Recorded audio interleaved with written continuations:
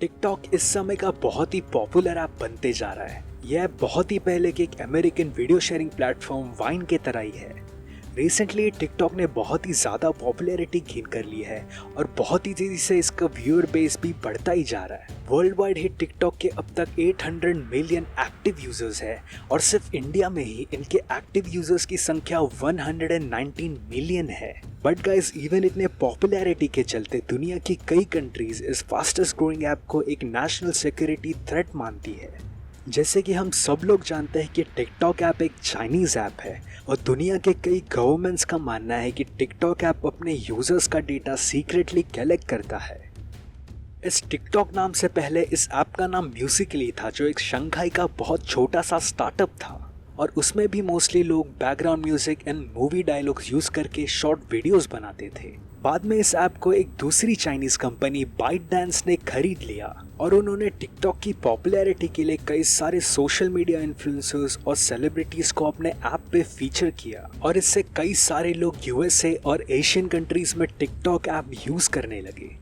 But guys, इस app से related कई सारी कंट्रोवर्सीज और प्रॉब्लम्स भी हो चुकी है, जिसकी वजह से कई सारी कंट्रीज इस ऐप को बैन करने का भी सोच रही है। फॉर एग्जाम्पल, एक समय पर कई सारे टेररिस्ट ऑर्गेनाइजेशन जैसे आईसिस इस ऐप को ब्रेन वॉशिंग करने के लिए और अपना प्रोपोगेंडा फैलाने के लिए यूज कर चुके हैं। ये चीज इसीलिए खतरनाक है क्योंकि ये ऐप का यूज ज्यादातर किड्स और टीनेजर्स करते हैं और ये सारे टेररिस्ट ग्रुप्स कई बार इन टीनेजर्स को ब्रेन वॉश करने में सफल भी हो जाते हैं। हालांकि ऐसे कई सारे कंटेंट रिमूव कर दिए जाते हैं, पर इतना बड़ा यूजर बेस होने की वजह से कई बार कुछ वीडियोस को मॉनिटर करना मुश्किल हो जाता है।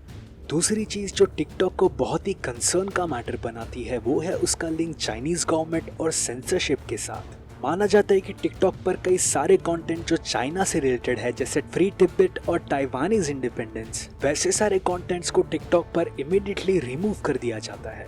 और भी सारे केसेस जिसमें चाइनीज सरकार के द्वारा चाइनीज मुस्लिम्स पर जुल्म करना और हांगकांग प्रोटेस्ट के बारे में कुछ भी पोस्ट करने वाले लोगों के अकाउंट्स इमीडिएटली डिलीट कर दिए जाते हैं। अमेरिका में भी हम डोनाल्ड ट्रंप की तरफ से कई सारे चाइनीज कंपनीज और एप्स को बैन करने के बारे में सुनते रहते हैं, क्योंकि यूएस गवर्नमेंट का मानना है कि चाइनीज सरकार इन एप्स के जरिए कई सारे अमेरिकन्स का प्राइवेट डेटा कलेक्ट कर रही है और इन कंपनीज के द्वारा अपना प्रोपोगेंडा फैला रही है।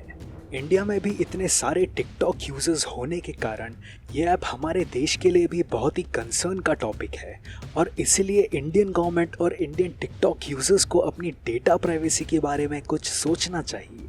सो गाइस, ये था हमारा एक वीडियो टिकटॉक के सारे थ्रेट्स और कंट्रोवर्सीज के बारे में। आपकी इस वीडियो के बारे में क्या राय है, आप हमें कमेंट्स में लिख के जरूर बताइए। और अगर आपको ये वीडियो पसंद आए तो जरूर हिट द लाइक बटन। और हम ऐसी सारे वीडियोस लेके आते रहते हैं, इसलिए हमारे चैनल को सब्सक्राइब कर बाजू में बेल आइकन को भी क्लिक करना मत भूलना, ताकि आप हमारे कोई भी वीडियोस मिस ना कर पाए। सो तब तक के लिए टेक केयर गाइस, और मैं आप लोगों को मिलूंगा नेक्स्ट वीडियो में।